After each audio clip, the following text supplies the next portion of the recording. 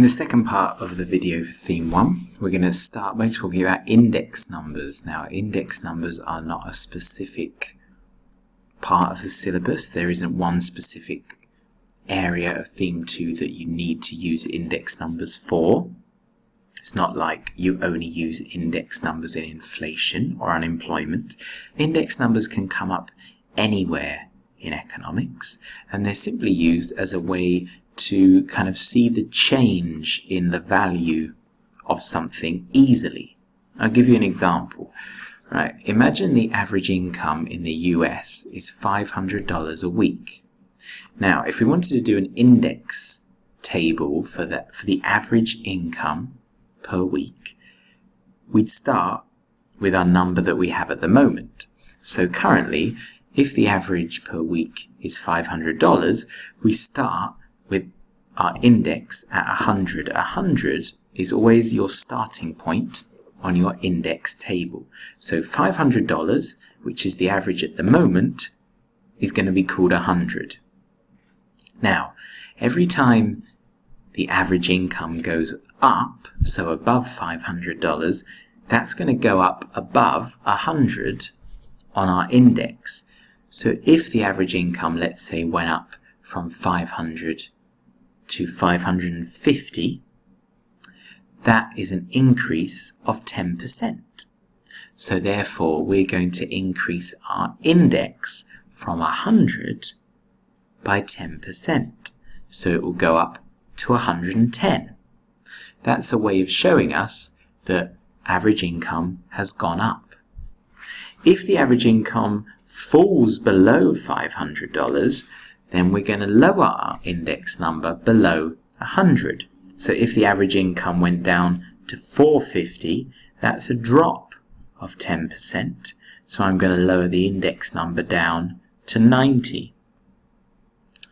An index number could come up in the exam for theme 2 in terms of they would give you a table, maybe with index numbers on, and you'd have to say what the next number in the sequence would be. Or perhaps they would give you the index number and you would have to work backwards to try and work out what the real number actually is. So be aware of what index numbers are and how they can appear in your exam. Now let's move on to GDP. Now GDP occurs a lot in theme 2 because it's the value of all goods and services produced within the economy, within the UK. Now the thing about GDP is, why is it so useful? Because we use GDP as a way to judge if our economy is growing or shrinking. If GDP is going up, we say our economy is growing. We're producing and making more, therefore our economy is growing. If GDP goes down, then we say our economy is shrinking. And if GDP has gone down for half a year, 2 quarters, so 2 quarters of a year, we say that we are in a recession. So a recession is when GDP is going down for half a year. Now, back to what we were talking about at the beginning of the first video, real GDP and nominal GDP. If we say real GDP, we mean that the amount of goods and services we've produced this year has gone up and we've taken into account inflation. Whereas if we say GDP has gone up nominally, it means the value of everything we've produced has gone up, but we haven't taken into account inflation.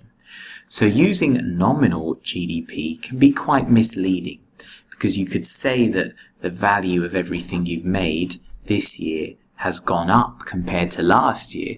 But if you don't take into account inflation, how do you know if you've really made more or if things have just got more expensive?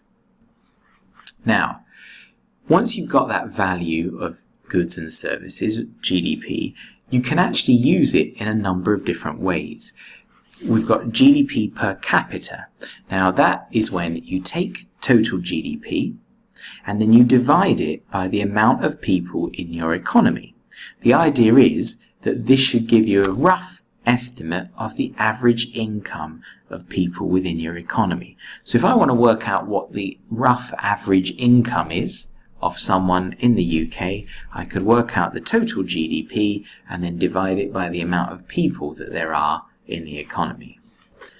You can use GDP in terms of a value of all the goods produced, which is what you normally do. It's the value of how much we produce. Sometimes GDP is worked out as a volume of goods produced. So if you want to know how many items have been produced, you could do GDP as volume rather than value. The use of this, I suppose, is that you can find out, are we actually producing more than we were last year, or is it that everything we're producing is just more expensive? It could tell you that.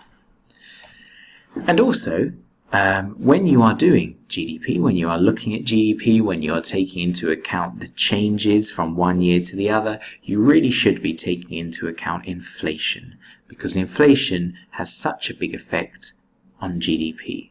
Because you might think that GDP is going up, but if you're not using real GDP, you can never really be sure if it's going up or if it's simply that inflation is causing everything to be more expensive. I suppose if you use GDP volume, then you wouldn't have to worry about inflation, because you could see, are we making more, or is it simply the value of what we're making that's going up? Now, you might be asked about limitations of GDP, comparing one country to another. Well, GDP could tell you about the average income for someone in the economy if you did GDP per capita. However, it's not going to tell you about the quality of someone's life. So this is the big downside of using GDP. Just because we're producing more goods and services within our economy, it doesn't actually mean that the quality of people's lives is getting better. GDP doesn't tell you anything about the healthcare provided within an economy. GDP doesn't tell you anything about the unemployment level within an economy. GDP doesn't tell you about the conditions that people live in or their education. So GDP can tell you how much you're producing. It can even give you an average income if you do GDP per capita. But ultimately, it's not telling you about the quality of people's lives. And also, it doesn't take into account income inequality. It's giving you an average of someone's income in that country. But as we know, there might be some countries where there is a large amount of income inequality. This means that the average might not be very realistic. You might have very rich and very poor people. So big limitations of GDP is that it's not going to tell you anything about the quality of life of people within that country. It also is not going to tell you how happy they are as well. The average income might be very high, but it doesn't mean people are very happy. If you don't want to use GDP, there are two other ones that you can use instead. There's GNP and GNI. Now let's start with GNP. This is the total amount of goods and services produced in the economy by nationals of that country.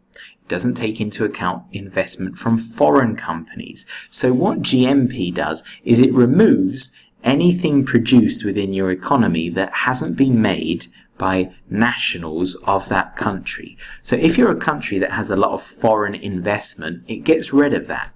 Now the reason why you would do that is because it can be a bit misleading. You might be a country that relies on a lot of foreign investment, and that means that maybe your economy is not particularly very strong, because if you removed all of the foreign investment, it might mean that you're actually not producing very much yourself. There's also GNI, gross national income. This measures the total income that firms within your economy have, plus it also takes into account any incomes made by firms that are in other countries. So, for example, if you were a British company, but you had a factory or stores in America, you could include their income, those stores from America, in your calculations. Now the problem is that if I'm going to try and compare the GDP of one country to another, it can be really misleading.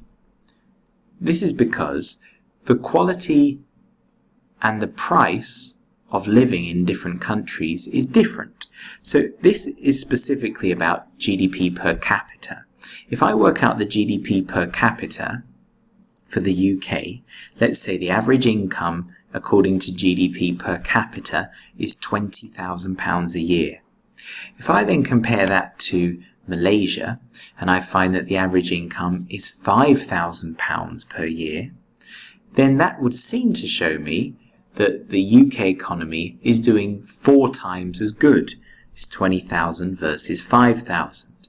However, this is not realistic because we have to take into account factors such as how much it costs to live in each country. It might be cheaper to live in Malaysia, therefore the average income is going to be lower because people don't need as much money.